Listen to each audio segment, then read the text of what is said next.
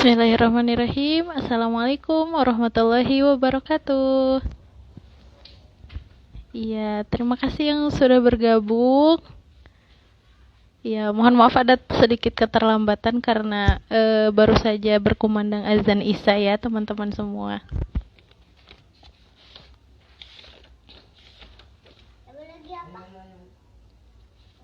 Baik, selamat malam semuanya. Apa kabar semuanya? Sehat? Boleh balas di kolom komentar ya.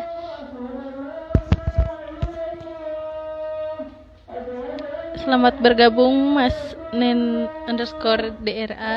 Ya, sehat semuanya ya. Terima kasih sebelumnya bagi Healthy semua yang sudah bergabung dengan kami untuk mengikuti Healthy Stock pada malam hari ini. Akan dipandu oleh Family Health Education bersama seorang ahli gizi yang bernama Kak Suratman Abdillah Fajar. Iya, sebelumnya saya di sini akan memperkenalkan host kita pada malam hari ini yaitu Teh Tiara Dewi. Mohon maaf Teh Tiara, selamat malam. Waalaikumsalam warahmatullahi wabarakatuh. Gimana Teh Tari, sehat? Alhamdulillah sehat. Iya. Malam hari ini kita akan bincang-bincang ya Teh ya mengenai menguak mitos dan fakta dari MPASI ya bersama ahli gizi kita. Iya, betul. Coba kita cek. Iya. Oke, sebelumnya saya perkenalkan diri dulu kali ya Teh ya. Tidak ada di flyer tapi tiba-tiba muncul. Baiklah, saya Siti Mulyati Lestari Kusnadi sebagai co-founder dari Family Health Education. Profesi saya adalah sebagai seorang bidan yang saat ini menjadi manajer di rumah gitu. Nah, bersama kami di sini ada Teh Tiara, ini sebagai editor konten di Family Health Education ya Teh ya. Basicnya adalah seorang perawat yang sekarang menjadi manajer rumah tangga juga ya. Iya, betul. Iya, gimana nih Teh bahasan kita malam hari ini sangat penting ya. Menarik banget sih kalau menurutku, soalnya pengalaman. Boleh Teh. Oke, malam hari ini yang baru bergabung, kami di sini akan menemani teman-teman semua menyimak penjelasan dari ahli gizi kita mengenai bahasan unik ya, menguak fakta dan juga mitos tentang MPASI. MPASI itu adalah makanan pendamping ASI yang diberikan kepada bayi di atas 6 bulan ya. Gitu. Iya, betul. Cocok banget nih materinya untuk para ibu baru. Nyubi-nyubi.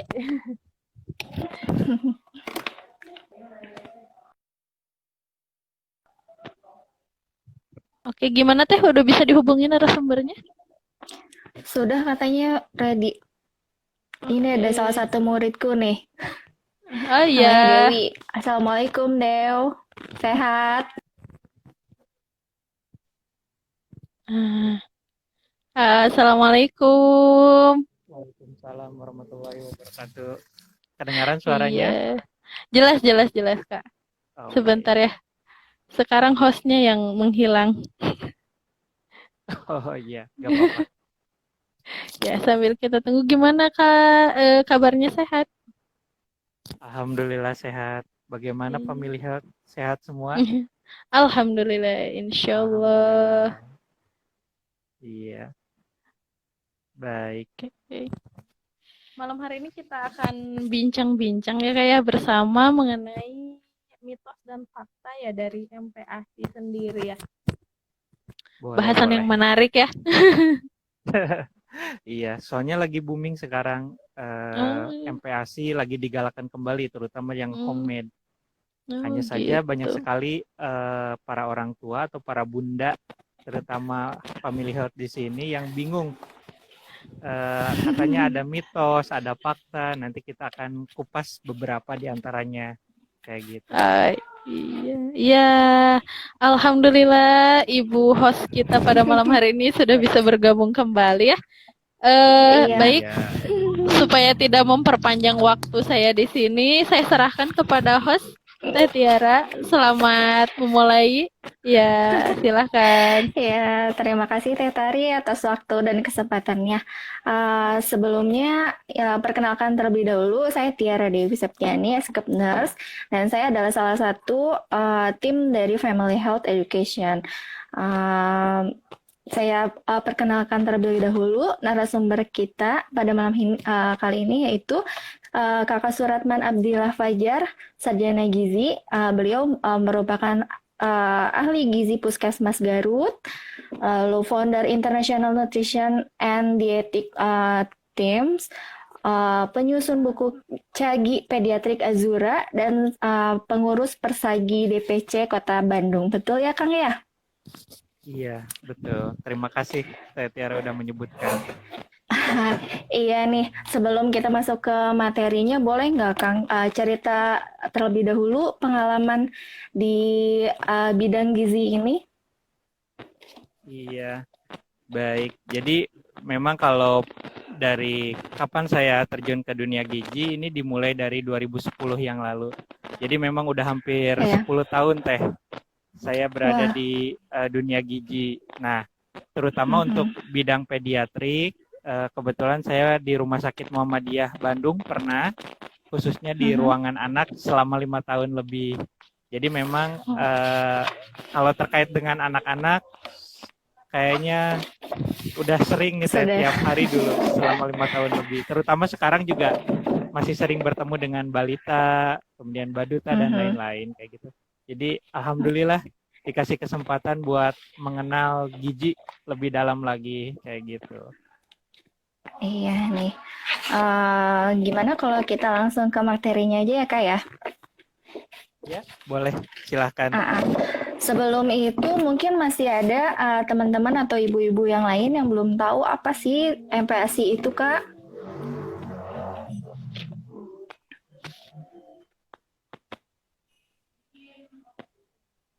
Iya Kak? Kak Ya. Suratman boleh dibantu untuk menjelaskan secara singkat gitu. Bagaimana apa sih MPASI itu sebetulnya? Baik, jadi apa sih MPASI itu? Jadi para bunda, sahabat health, family health di sini, MPASI itu adalah makanan pendamping ASI ya para bunda. Jadi barangkali di sini ada banyak bunda yang sudah melewati masa itu, atau misalkan lagi mulai memberikan MPASI. Jadi pemberian MPASI itu diberikan pada saat usia 6 bulan. Nah, kapan misalkan mulainya? Ya, pada saat anak kita itu sudah mencapai usia 6 bulan. Nah, nanti mungkin kita juga akan membahas ada mitos ternyata atau fakta. Ya, betul. Beberapa terkait dengan pemberian MPASI ini. Jadi, para bunda, ASI eksklusif itu, jadi pemberian makanan bayi itu ada yang namanya adalah ASI eksklusif, kemudian ditambah setelah itu adalah MPASI, baru nanti seperti makanan keluarga. Jadi proses peralihan sebenarnya dari ASI ke makanan keluarga seperti itu. Jadi penting sekali nih MPASI ini. Kenapa? Karena menurut data tahun 2006, kenapa saya mengambil 2006 ini, sampai sekarang masih ditemukan bahwa sekitar kurang lebih 6,7 juta balita atau sekitar 27,3% balita kita itu menderita gizi kurang karena pemberian ASI dan MPASI yang kurang tepat ya. Jadi memang para bunda di sini harus betul-betul memperhatikan fase ASI eksklusif dan MPASI ini. Karena akibatnya adalah pada saat nanti mereka dewasa seperti itu. Jadi manfaatkanlah waktu 0 sampai 24 bulan ini sebagai masa-masa kita memberikan nutrisi yang tepat. Karena kalau tidak, kasihan anak-anak kita. Jadi jangan sampai para bunda di sini menjadi orang yang jahat untuk anaknya di masa yang akan datang nanti, seperti itu Teh. Iya, betul. Berarti kaitannya dengan tumbuh kembang anak dan pertumbuh dan perkembangan anak itu di dalamnya itu mencakup MPASI ya, Kak ya? Betul, salah satunya nutrisi MPASI, betul. Iya, kita masuk ke mitos atau fakta yang pertama, boleh? Boleh silahkan. Nih, di zaman dahulu itu kan biasanya ibu-ibu kita atau kakek nenek kita zaman dulu itu memberikan makanan pertama kepada anaknya itu adalah di usia 4 bulan. Itu mitos atau fakta sih, pemberian MPASI di 4 bulan itu baik untuk anak. Baik, menarik sekali nih Teh. Nah, para bunda di sini pasti sudah mendengar ada suatu mitos atau sesuatu yang belum dibuktikan kebenarannya. Kalau anak-anak menjulurkan lidahnya, itu artinya mereka sudah mau makan. Baik itu baru 4 Betul. bulan, 5 bulan, atau 3 bulan. Nah, faktanya adalah Teh, WHO dan Kemenkes Republik Indonesia, Kementerian Kesehatan Republik Indonesia, menyarankan bahwa pemberian MPASI diberikan pada saat usia anak sudah menginjak 6 bulan. Jadi ini faktanya ya, faktanya WHO dan Kementerian Kesehatan Republik Indonesia menyarankan MPASI diberikan atau diawali dimulai dari 6 bulan. Nah, kemudian kenapa? Karena ternyata didukung oleh literatur bahwa pemberian ASI eksklusif selama 6 bulan itu menyebabkan anak terhindar dari infeksi saluran cerna. Nah, adapun anak yang diberikan MPASI 4 bulan, pernah kan ya suatu viral selebgram memberikan MPASI anaknya usia 4 bulan. Nah, sebenarnya pemberian MPASI 4 bulan itu harus memenuhi syarat, para bunda dan teteh di sini. Apa aja sih syaratnya? Jadi pertama, anak sudah diberikan ASI dengan maksimal, ya. Anak sudah diberikan ASI dengan maksimal, tetapi berat badannya tidak naik. Nah, jadi biasanya akan disarankan untuk diberikan MPASI dini, usia 4 bulan. Kemudian syarat yang kedua adalah status gizi ibunya, baik atau tidak. Kalau misalkan status gizinya ibunya kurang baik, biasanya dokter dan ahli gizi akan menyarankan untuk diberikan MPASI dini usia 4 bulan. Nah, jadi tidak serta-merta ya para bunda atau sahabat Family Health di sini memberikan ASI 4 bulan. Harus terpenuhi dulu syarat-syaratnya. Jadi pertama, anaknya sudah diberikan ASI dengan maksimal, tetapi berat badannya tidak naik. Yang kedua, anaknya sudah diberikan ASI dengan maksimal, tetapi lapar terus. Yang ketiga, status gizi ibunya kurang bagus, artinya tidak baik status gizinya. Baru biasanya ahli gizi dan dokter menyarankan untuk pemberian MPASI dini. Jadi nggak serta-merta ya. Nah, jangan sampai usia 4 bulan, ada kasus pernah saya tangani, anak diberikan 4 bulan sudah diberikan, mohon maaf, buah pisang. Nah, sampai akhirnya anak tersebut terganggu saluran cernanya. Jadi hati-hati ya para bunda. Jadi jangan sampai anak kita sakit karena kita memberikan MPASI yang terlalu cepat atau awal. Padahal anak kita tidak dalam kondisi-kondisi yang tadi saya sebutkan. Seperti itu.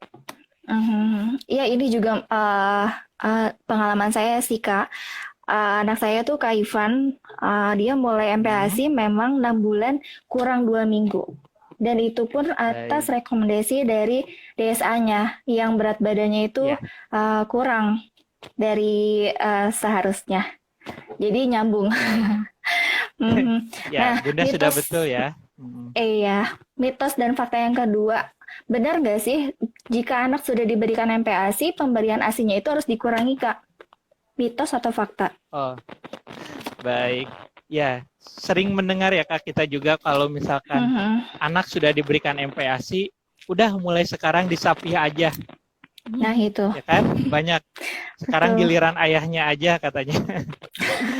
Padahal faktanya itu adalah WHO dan sekali lagi WHO dan Kementerian Kesehatan Republik Indonesia itu menyarankan pemberian ASI tetap dilanjutkan sampai usia 2 tahun. Sampai usia 2 tahun. Nah, adapun para bunda yang misalkan ASINya terhenti sebelum anaknya usia 2 tahun, itu tidak apa-apa. Yang penting asupannya tercukupi dari MPASI. Nah, masalahnya banyak yang tidak tahu kalori dari MPASI itu sudah cukup atau tidak. Nah, bagi para bunda yang tidak tahu, bisa segera berkonsultasi dengan tim, salah satunya Family Health. Di sini ya, tim-timnya bisa ditanyakan. Kemudian atau yang kedua, para bunda bisa memberikan susu. Kalau misalkan ASINya terhenti ya, di atas 6 bulan terhenti, bisa memberikan susu yang sudah tersedia seperti itu. Susu formula ya Kak ya? Ya, silakan untuk mereknya bisa berkonsultasi dengan tim medis atau ahli gizi kepercayaan teman-teman kayak gitu. Iya. Jadi MPASI harus dilanjutkan sampai usia 2 tahun. Walaupun sudah tercukupi MPASI, betul. ASI pemberian ASI. ASI eksklusif, iya. Eksklusif sampai 6 bulan. Iya. ASI tambahannya sampai 2 tahun. Oke. Kalau pemberian gula dan garam ini betul atau tidak sih Kak diperbolehkan? Iya. Nah, banyak para bunda yang takut akan pemberian gula garam. Ada yang bilang jangan dikasih gula atau garam, nanti anaknya kenapa-napa katanya. Ada nanti anaknya tekanan darah tinggi katanya. Nanti anaknya terlalu manis katanya. Iya. Jadi para bunda di sini pemberian gula dan garam masih diperbolehkan dalam MPASI. Tujuannya tadi untuk menambah selera makan anak. Hanya saja harus diperhatikan pemberian gula dan garam yang berlebihan pada MPASI itu juga kurang bagus para bunda. Jadi berikanlah sedikit mungkin. Nah, adapun para bunda yang misalkan masih takut memberikan gula garam pada usia 6 sampai 9 bulan, bisa diganti dengan kaldu. Iya, tetapi jangan berikan gula garam pada usia anak masih 6 bulan ya. Karena saluran cernanya masih bertumbuh. Jadi jangan sampai diberikan terlalu dini juga gula garam. Boleh dalam batasan yang sangat sedikit. Bagi yang takut bisa menggantinya dengan kaldu, silahkan. Untuk menambah rasa atau selera makan anak boleh. Oh gitu, oke Kak. Kalau di awal MPASI tunda pemberian sumber protein, misalkan memberi daging, ikan, telur, itu gimana Kak? Mitos atau fakta? Ya, baik. Nah, para bunda di sini biasanya mendengar dari orang-orang, biasanya seperti itu kan, jangan berikan ikan atau telur, nanti anaknya gatal-gatal atau alergi. Nah, padahal faktanya nutrisi yang paling baik untuk anak balita itu yang paling bagus, salah satunya adalah pada ikan, karena dia mengandung AA, DHA yang paling cukup baik dibandingkan yang lainnya. Begitupun dengan telur. Nah, hanya saja bagi yang misalkan kita nggak tahu nih anak kita alergi apa, nah bisa dimulai pemberian MPASI-nya dimulai dari karbohidrat dulu aja, jadi tidak langsung ke hewani. Nah, pemberian hewaninya pun bertahap para bunda. Jadi berikanlah ikan tawar dulu. Jadi jangan langsung ke ikan-ikan yang dari laut. Ikan tawar dulu. Kalau misalkan tidak ada masalah, lanjutkan dengan pemberian telur. Kalau tidak ada masalah, lanjutkan dengan hewani yang lain. Jadi jangan sampai anak kita, karena kita kurang tahu atau takut, tidak diberikan hewani, diberikan terus aja karbohidrat. Tidak seperti itu ya. Jadi harus ada ikan, telur, dan hewani yang lain. Nah, nyambung dari pertanyaan dari mitos dan fakta yang sebelumnya nih Kak, kalau boleh nggak sih pemberian hati ayam atau hati sapi itu? Ini bagus sekali nih pertanyaannya. Nah, apakah hati ayam atau sapi boleh diberikan untuk MPASI? Nah, Iya. banyak ketakutannya atau mitosnya adalah karena hati ini fungsinya menyerap racun, jadi Banyak nanti racun. takut anaknya keracunan kalau diberikan Nah, hati itu. ayam atau hati sapi. Nah, Bunda di sini jangan takut ya. Faktanya adalah hati ayam atau hati sapi ini mengandung zat besi yang cukup baik, di mana zat besi ini diperlukan oleh tubuh anak balita Anda itu untuk meningkatkan daya tahan tubuhnya dan juga membantu memperbaiki atau pertumbuhan atau perkembangan dari organ penglihatannya kayak gitu. Mhm. Jadi bagus, boleh Oke. silakan diberikan. Iya. Iya. Pada awal MPASI yang diperkenalkan terlebih dahulu, apakah sayur dulu, kemudian buah-buahan, atau bagaimana nih, Kak? Oh iya, sayur dulu atau buah dulu? Biasanya Nah, ada itu. banyak yang nanya ya. Katanya jangan dikasih buah dulu, mohon maaf, jangan dikasih buah dulu. Nanti sayur gak mau, atau sebaliknya jangan dikasih sayur, nanti dia buah gak mau. Nah, padahal para bunda atau sahabat family health di sini, buah dan sayur bisa diberikan secara bersamaan ataupun bergantian. Jadi gak usah takut mau buah atau sayur dulu, itu tidak akan mempengaruhi ketakutan anak nantinya. Nah, adapun Mhm. anak-anak yang tidak suka sayur, kenapa sih? Nah, hal ini disebabkan oleh adanya suatu kondisi namanya food neophobia, di mana anak-anak kita takut melihat atau mengetahui sesuatu yang baru atau makanan yang baru. Jadi dia kaget, takut karena tidak tahu makanan itu karena baru menurut dia. Nah, jadi itu ketidaksukaan sayur itu karena barusan ya food neophobia. Hanya saja hal ini menjadi parah di kemudian hari karena bunda tidak mengenalkan sayur dan buah.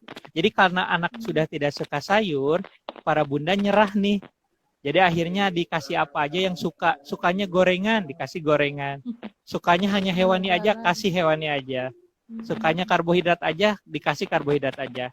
Sukanya yang tinggal nyeduh, semuanya dikasih tinggal nyeduh. Nah, Mhm. jadi di sini peran para bunda lah yang sangat penting, di mana semangat para bunda, semangat pantang menyerah para bunda dalam membuat MPASI menentukan anak nantinya suka atau tidak suka sayur. Caranya gimana? Mhm. Karena tadi anaknya itu takut mengetahui sesuatu yang baru, maka membuat MPASI-nya bervariasi. Bisa dengan one dish meal, jadi dalam satu makanan sudah ada sayur buah, dan lain-lain seperti itu. Jangan sampai anak takut ya, karena kasihan nantinya setelah dewasa.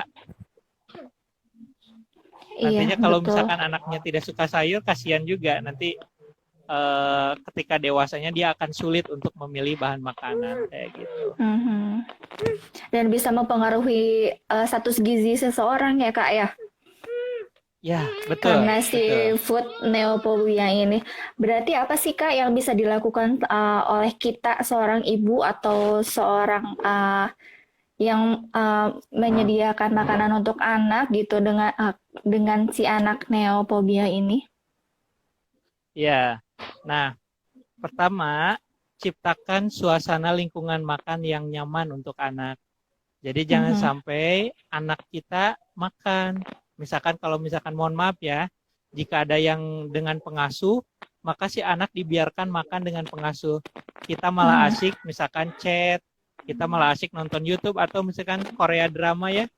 Apalagi sekarang Iya. para bunda lagi booming tuh ya, ikatan cinta kayak gitu. Jadi jangan sampai kita biarkan anak makan sendirian. Jadi ciptakan suasana lingkungan makan yang nyaman. Jadi ajak anak Mhm. makan bersama-sama. Itu yang pertama. Jadi ketika anak Mhm. kita melihat kita makan sayur, maka secara otomatis dalam otaknya, oh ini sayur bisa loh dimakan ayah saya atau ibu saya juga makan. Jadi visual. Mhm. Jadi ketika sudah lingkungannya nyaman, anak akan melihat perilaku ibunya. Nah, masalahnya adalah, baik, lingkungan makan sudah ada, tetapi si orang tuanya sendiri nggak suka sayur sama buah. Jadi anaknya malah ngelihatnya ibunya gorengan lagi atau ayahnya gorengan lagi. Jadi nantinya terpikir di anaknya, oh gorengan terus nih gitu. Jadi ayah bunda juga harus berkorban. Paling tidak kalau ada anak, sayur dan buah harus suka kayak gitu. Harus Itu yang mau. kedua. Yang ketiga, baru para bunda di sini adalah membuat variasi makanan, membuat dari warna, tekstur, aroma. Jadi kayak master chef. Jadi jangan sampai makanan itu diabrekin aja dalam piring itu, nggak di ini. Coba deh ditata, dibikin bentuk kura-kura, dikasih mata, garnish gitu ya. Kayaknya anak bakal suka. Jadi anak itu ngelihat makanannya aja udah nambruk kalau bahasa Sundanya, atau banyak banget gitu, bulky dalam piring, pasti nafsu makannya berkurang gitu. Jadi usahakan jadi master chef ya para bunda. Nanti kita langsung ke video master chef deh, kita cari kreasi membuat makanan untuk anak. Oke, yang selanjutnya kan Kak, boleh nggak sih kita memberikan makanan yang bertekstur kepada anak yang belum tumbuh giginya? Karena banyak sebagian para orang tua atau para ibu bilang, jangan dulu dikasih makanan yang keras-keras atau yang agak gerinjil misal. Soalnya anaknya belum ada giginya nih gitu. Jadi mereka suka memberikan makanan yang cair lah, yang lembek lah. Gimana nih Kak? Baik. Ya, betul sekali ya. Biasanya para bunda di sini paling takut tuh anaknya belum tumbuh gigi udah dikasih makanan yang bertekstur. Nah, jadi yang perlu para bunda ketahui bahwa MPASI itu terbagi menjadi 3. Jadi 6-9 bulan para bunda berikannya dalam makanan yang disaring. Jadi makanan yang lumat, disaring, yang di blender, ataupun intinya adalah makanan lumat seperti bubur sumsum salah satunya. Nah, baru setelah 9 bulan sampai 12 bulan ditingkatkan kepada menjadi makanan lunak, lauk pauk, cincang. Jadi sudah mulai dikasih tekstur. Baru setelah di atas 12 bulan itu boleh diperkenalkan seperti makanan keluarga. Dengan catatan makanannya adalah mudah dikunyah. Nah, adapun pemberian makanan yang bertekstur itu bisa kok diberikan pada usia 8 bulan, 9 bulan, terutama makanan yang seperti finger food. Jadi nanti dipotong panjang seperti itu, direbus, biarkan anak pegang. Jadi biar merangsang pertumbuhan giginya juga. Jadi para bunda jangan takut, asalkan jangan diberikan pada saat 6 bulan, kasihan anaknya. Baru masuk ke mulut mau ditelan malah jadi muntah ya Kak ya? Tersedak, betul. Jadi hati-hati ya. Kalau 8 bulan ke atas sudah boleh kok, seperti makanan finger food itu sudah boleh. Biar merangsang giginya juga tumbuh semua. Ya, untuk referensi kenaikan tekstur dari 6 bulan pertama misalkan gitu ada nggak sih Kak? Nah, adapun referensinya sendiri itu lebih ke disesuaikan dengan kondisi anak-anak kita. Yang penting tadi periodenya, fasenya 6-9, 9-12 bulan, 12 ke atas sudah terpenuhi. Jadi para bunda di sini lihat anaknya ya. Jadi misalkan usia 8 bulan, anaknya sudah mulai memasukkan sesuatu ke mulut. Jadi itu sudah biasanya sudah boleh membuatkan finger food, makanan yang dipegang boleh. Kayak gitu. Jadi di sini nih, mohon maaf keluar dari tema teh. Jadi jangan sampai para bunda di sini menjadikan anaknya itu adalah seperti seperti pemain. Jadi dibanding-bandingkan dengan anak-anak yang lain. Anak si ini mah udah makan nasi, misalkan anak si ini mah udah makannya ini, anak sini. Jadi jangan sampai seperti itu. Bunda fokus kepada perkembangan anak kita sendiri. Jadi fokus ke itu. Nah, adapun ketika tidak sesuai, Bunda jangan panik dulu. Bisa ditanyakan ke tim atau expertnya di bidang anak. Boleh ke family health juga boleh, misalkan ditanya-tanya gitu. Jadi jangan sampai Mhm. membandingkan anak kita dengan yang lain ya. Jadi langsung Iya. tanya aja ke ahlinya kayak gitu. Wah, mesti dikasih tanda seru banyak ini. Tidak boleh membandingkan anak kita dengan anak Betul, orang lain ya. Karena setiap betul. anak itu Karena unik setiap ya anak, Kak ya. hmm, Mhm. betul. Dan tumbuh kembangnya juga mereka tersendiri. Oke Kak, Iya. kalau pemberian madu nih, katanya madu boleh dicampur pada MPASI agar rasanya ini lebih enak. Gimana menurut Kakak? Ini mitos atau fakta?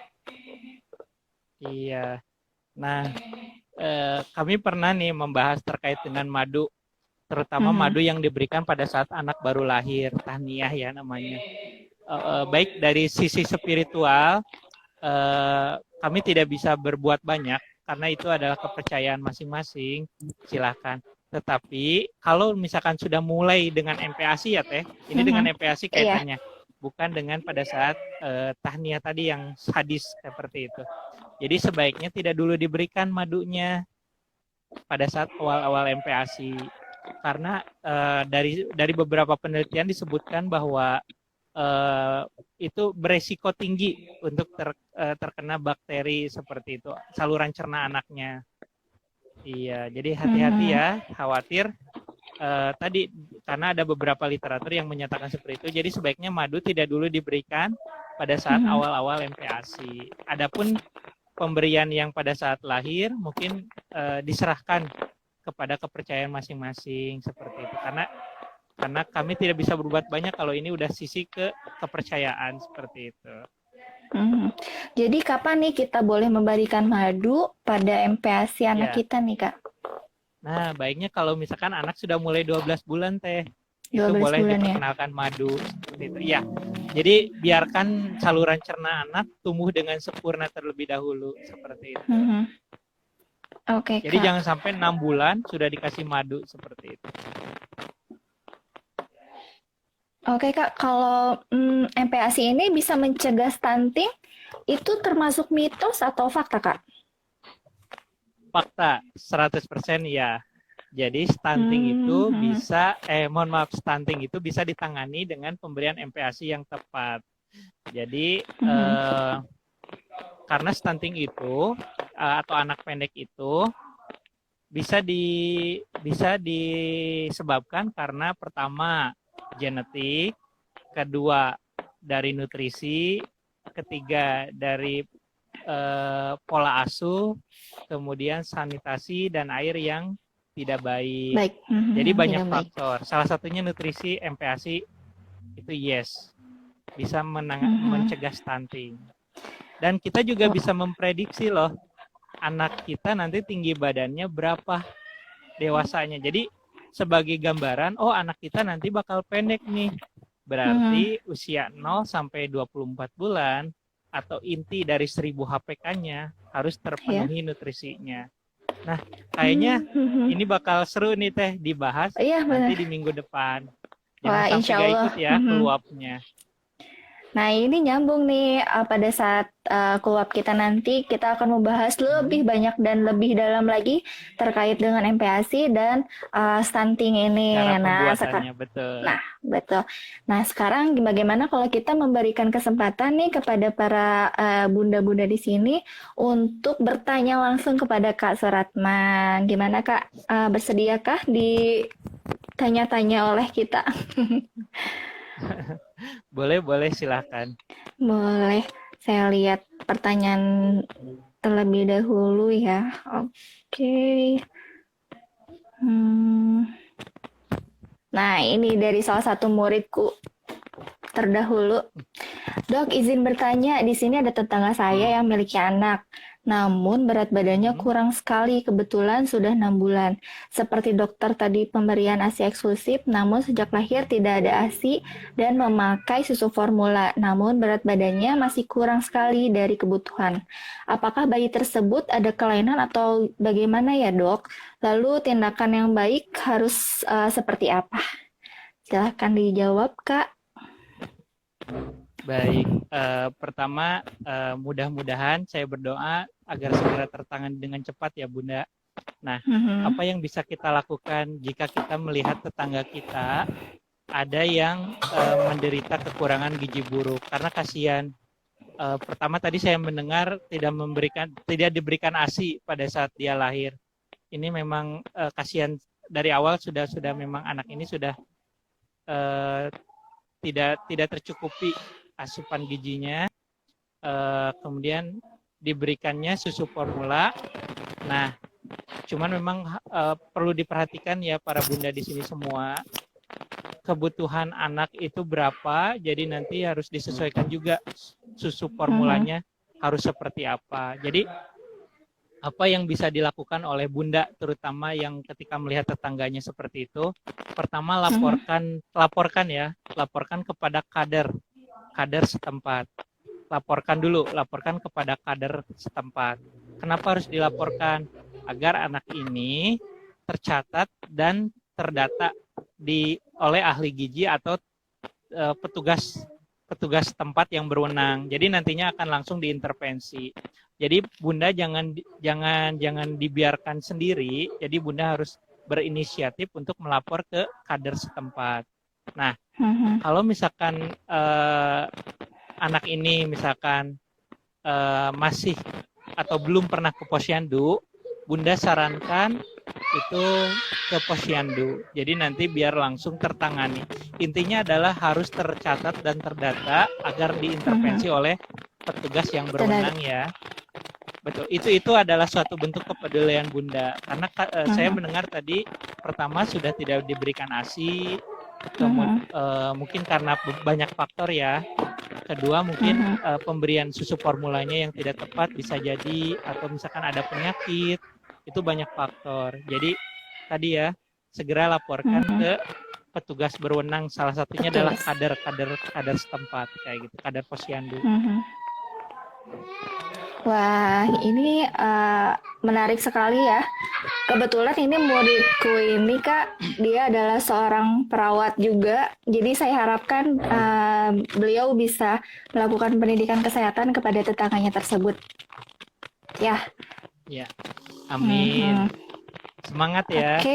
Jadi jangan biarkan dia sendirian. Nah. Betul. Nah, pertanyaan yang kedua, kalau anak obesitas itu dari makanan MPASI-nya atau memang dari susu formulanya? Gimana nih Kak? Oh iya, memang ada beberapa data menyebutkan bahwa obesitas salah satunya karena pemberian susu formula. Nah, kalau saya melihat di sini lebih ke pemberian susu formulanya yang tidak tepat. Jadi susu formula kan sudah diberitahu nutrisinya, nutrition fact-nya. Nah, tetapi masalahnya adalah apakah pemberiannya diberikan dengan betul atau tidak. Jangan sampai, misalkan saya contohkan adalah kebutuhan anak itu misalkan 500 kalori, tetapi para bunda berikannya lebih dari 500 kalori karena anaknya terus saja minta susu. Iya. Nah, apa akibatnya? Kelebihannya inilah yang bisa menyebabkan anak menjadi obesitas. Jadi memang sebaiknya tadi berkonsultasi dengan para petugas yang berwenang di bidang gizi salah satunya, atau ke tim-tim dari Family Health. Jadi biar nanti anak saya kebutuhannya segini, susu formulanya harus diberikan berapa kali dan berapa banyak.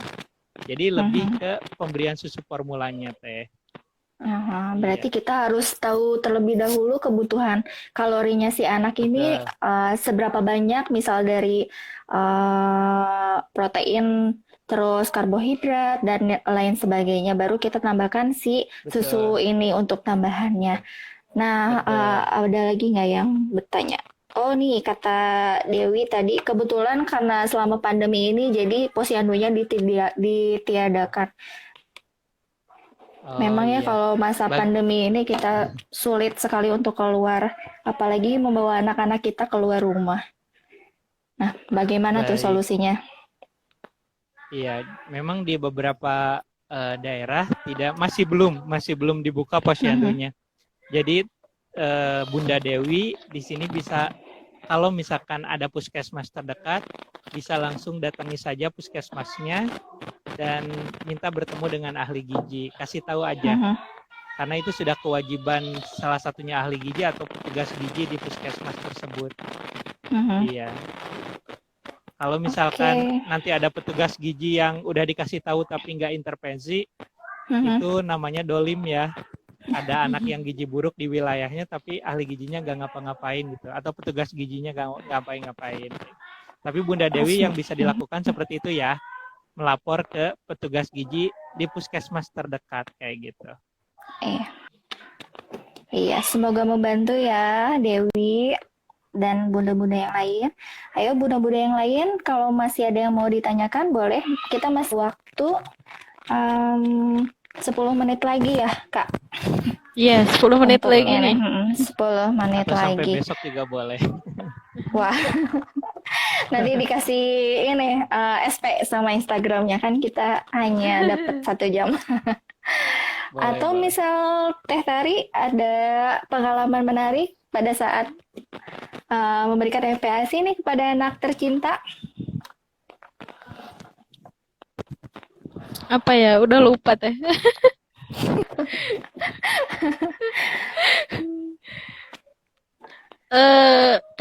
Ini nih Kang, mau nanya ya. Untuk pemberian nasi nih ya, nasi itu kan ada beberapa. Ini ada nasi yang lembek, nasi tim, dan nasi yang makanan keluarga. Nah itu tuh boleh nggak sih kita ngasih kayak kalau nasi tim dikasihnya tuh kan 9 bulanan udah boleh ya kalau setahu saya nih ya. Mohon dikoreksi kalau salah. Terus kalau misalnya nasi lembek yang dimakan sama kita nih orang tua dikasih ke anak, boleh nggak sih kalau di bawah 1 tahun? Iya, pertanyaannya menarik. Apakah nasi lembek boleh diberikan pada saat anak usia kurang dari 1 tahun?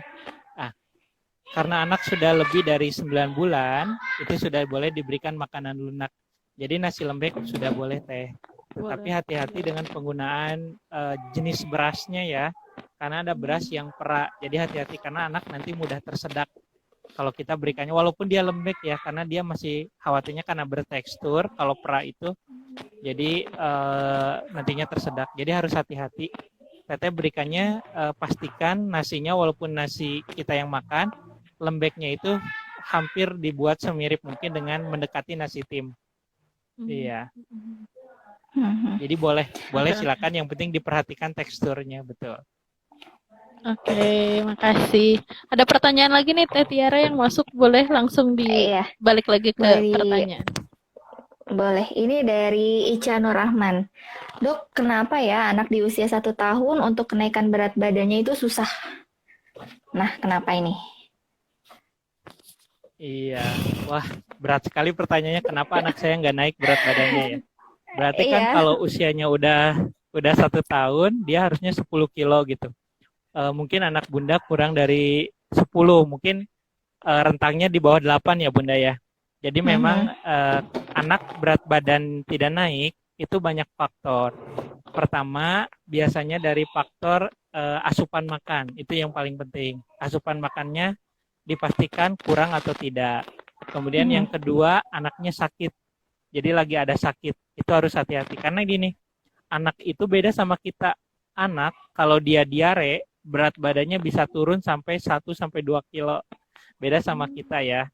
Jadi harus hati-hati juga. Pastikan anaknya sakit atau tidaknya. Nah, yang ketiga, keaktifan anak. Jadi anaknya aktif. Itu juga mempengaruhi ya untuk kenaikan berat badan. Nah, atau misalkan yang keempat, anaknya sedang tumbuh tinggi badannya. Jadi lebih ke tinggi badannya terlebih dahulu. Biasanya naiknya tinggi badan dulu. Nah, tapi yang paling sering saya tangani di rumah sakit adalah tadi yang pertama, asupannya kurang. Yang keduanya adalah anaknya sakit. Jadi anak udah sakit, makannya kurang. Jadi aja berat badannya turun dan gak naik-naik kayak gitu. Atau ada anak yang dikasih makan banyak, tapi berat badannya tetap gitu. Segitu-gitu aja. Betul. Nah itu biasanya karena faktor genetik salah satunya. Jadi harus dipastikan dulu ya karena apanya. Kayak gitu. Iya betul sekali dok. Kak anak saya pun sama seperti itu. Dia berat badannya itu naiknya tuh serat gitu, cuman seons gitu 1 bulannya. Tapi dia memang tinggi badannya yang melonjak gitu pertumbuhannya. Iya. Dan dia juga memiliki sebelumnya didiagnosa apa namanya ADB, anemia defisiensi besi, tapi alhamdulillah sekarang sudah baik kadar itunya. Nah, ini ada pertanyaan lagi nih, satu lagi. Ada saudaraku nih dok, dia umurnya 9 bulan. Dia rutin selalu dikasih ASI dan MPASI yang lumayan sehat. Juga makanan yang diberi, namun dia tetap sering sakit-sakitan. Nah, ini tuh apakah ada pengaruh dari MPASI-nya atau bagaimana? Baik. Nah, jadi kalau terkait anak, kita udah ngasih makannya cukup baik, tapi anaknya sering sakit-sakitan gitu. Nah, di sini banyak faktor juga ya, Bunda.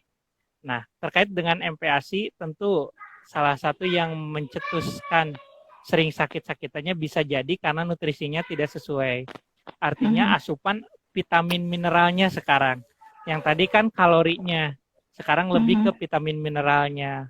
Jadi sudah cukup atau tidak? Karena vitamin dan mineral itu mempengaruhi terhadap daya tahan tubuh anak. Jadi usahakan Bunda di sini atau yang Bunda dari saudaranya ya, itu dicek MPASI-nya apakah sudah sesuai, diberikan sayur buah atau hanya karbohidrat sama hewani aja. Jadi harus seimbang MPASI-nya tadi. Jadi MPASI bisa salah satunya mempengaruhi terhadap daya tahan tubuh anaknya. Tapi dipastikan lagi ya, karena khawatir lebih ke ada sesuatu pada anaknya, jadi harus ditanyakan ke dokter anak terutama kayak gitu. Mungkin ada penyakit penyerta seperti ADB ini memang dia mempengaruhi sekali kepada tumbuh kembangnya ya Kak ya. Karena Ya, pengalaman betul. jadi sedikit terbukakan. Nah Kak, sekarang sudah pukul 20:25 nih, sudah di penghujung acara. Bagaimana Iya, kalau saya tak meminta? kerasa ya. Betul. Bagaimana jika Kak Suratman ini memberikan insight atau kesimpulan yang harus dilakukan atau bagaimana sih si MPASI ini kita? Baik. Jadi untuk terakhir pada malam ini ya. Jadi para bunda semua, pertama jangan pernah takut ya. Pertama jangan pernah takut dan panik jika mendengar berita-berita terkait MPASI. Jadi pastikan dulu kebenaran beritanya. Yang kedua, para bunda di sini harus semangat. Ingat ya, harus semangat.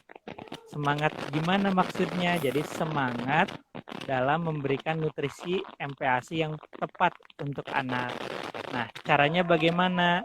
Pemberian MPASI dimulai dari 6 bulan, ASI dilanjutkan sampai 2 tahun, kemudian seimbangkan antara karbohidrat, protein hewani, sayur, dan buah.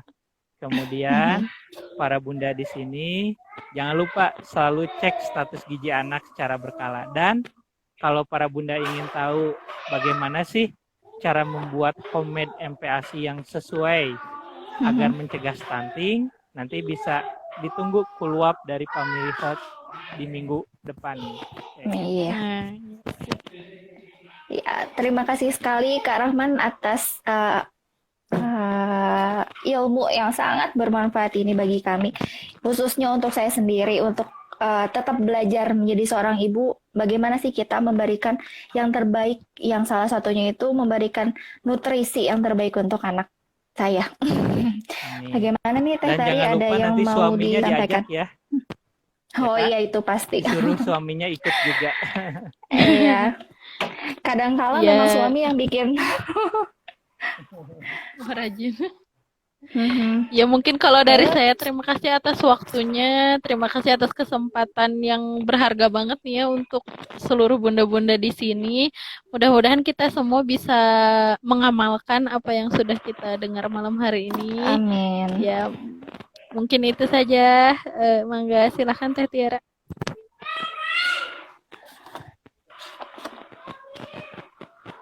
Wah, gimana nih?